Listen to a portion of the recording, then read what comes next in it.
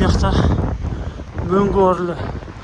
Біз 2020 келгенде темірланы көрөбүз. Быйыл мөңгі жоқ.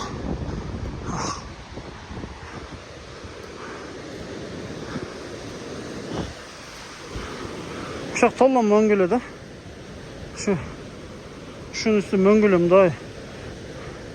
Кардын үстүнөн баскан ушу элечи, кардын үстүнөн. О, мына чейин кар эле. Аллаху акбар. Быйыл жок экен, эрип кетиптир.